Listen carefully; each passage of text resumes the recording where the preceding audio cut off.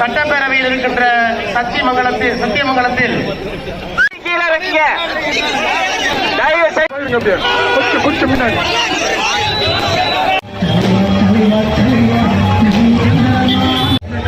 வாக்காளர் பொதுமக்கள் மாணவி சிவலிங்கம் அவர்களே, பங்கெடுத்திருக்கின்ற ஆர் ரகுமான் அவர்களே, ரகுராமன் அவர்களே, இந்திய கம்யூனிஸ்ட் கட்சியின் சார்பில் பங்கேற்றிருக்கின்ற பணியாற்றுகின்ற மாவட்ட கழகத்தினுடைய நிர்வாகிகள், அன்பிற்குரிய கீதா நடராஜன் அவர்களே, ஓ சுப்பிரமணியம் அவர்களே, காக்கி ராஜேந்திரன் அவர்களே, ஜெயராஜ் அவர்களே, மாநிலத்தினுடைய தலைவர், மாவட்ட கழகத்தினுடைய மதிப்பிற்குரிய செயலாளர் அண்ணன் நலசிவம் அவர்களே,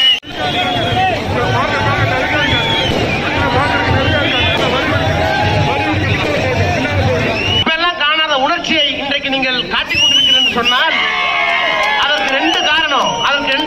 என்ன காரணம்?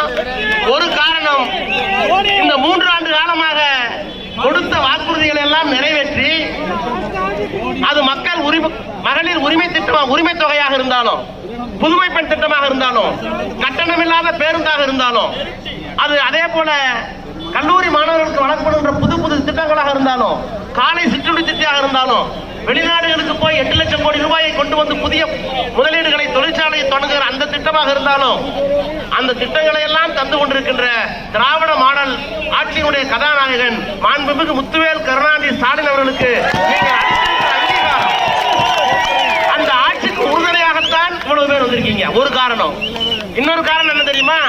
ஒரு காரணம் நல்ல காரணம், இன்னொரு காரணம் இவ்வளவு கோபம், இவ்வளவு உணர்ச்சி என்ன காரணம் என்றால், மத்தியிலே இருக்கின்ற மதவாத ஆட்சி, மோடி தூக்கி எறிய வேண்டும் என்கிற வேகம், தமிழை புறக்கணித்து, தமிழ்நாட்டை புறக்கணித்து, தமிழ்நாட்டுக்கு எதுவுமே செய்யாம மதவெறியை தூண்டி, சத்தியமங்கலத்தில் மசூதி இருக்கு, சத்தியமங்கலத்தில் சர்ச் இருக்கு, பெருமாள் கோயில் இருக்கு, சிவன் கோயில் இருக்கு, எல்லா கோயிலுக்கும் எல்லாம் போறோம். ஆனால் தமிழர்களாக ஒற்றுமையாக வாழ்கிறோம். இந்த ஒற்றுமையை குலைத்து ரத்த ஆறை ஓடவிட்டு, தமிழ்நாட்டை, தமிழ் மொழியை வஞ்சித்து, தமிழர்களுக்கு எதுவுமே செய்யாத ஒரு ஆட்சியை வைத்துக் கொண்டு, இன்னும் சொல்ல போனால் தமிழர்களுக்கு மட்டுமல்ல, நேற்றைக்கு என்னுடைய முதலமைச்சர் 2 நாட்களாக பேசிக் கொண்டிருக்கிறார். உங்களுக்கு ஒன்றை மட்டும் சொல்லி இந்த அறிமுக நிகழ்ச்சியிலே உங்களை சந்திப்பதிலே மகிழ்ச்சி அடைந்து விடைபெற ஆசைப்படுகிறேன். அண்ணா தமிழ்நாட்டை உருவாக்கினார், தமிழ் மொழியை காத்தார். கலைஞர் தமிழ் மொழிக்கு செம்மொழி அந்தஸ்து பெற்று தந்தார், தமிழ்நாட்டை காப்பாற்றினார், வளங்கொழிக்க செய்தார்.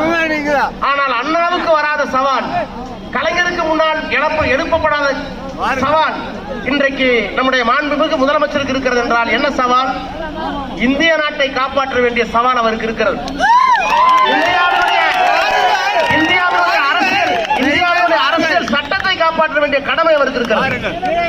இந்தியா சுதந்திரம் அடைவதற்கு முன்பாக ஓராண்டு காலம் உட்கார்ந்து ஜவஹர்லால் நேரு, வல்லபாய் பட்டேல், டாக்டர் அம்பேத்கர், ஜெயகர், சியாமா பிரசாத் முகர்ஜி என்று சொல்லுகின்ற RSS கட்சியுடைய அன்றைய தலைவர், எல்லா கட்சியும் சேர்ந்து, கம்யூனிஸ்ட் கட்சியுடைய தலைவர்கள் எல்லோரும் சேர்ந்து, உலகப்பெரிய அறிவாளிகள் எல்லாம் இன்றைக்கு ஒன்று சேர்ந்து அரசியல் நிர்ணய சபையில் உட்கார்ந்து, இந்த நாட்டில் பல்வேறு மொழிகள் இருக்கிறது, பல்வேறு ஜாதி இருக்கு, பல்வேறு மதம் இருக்கு.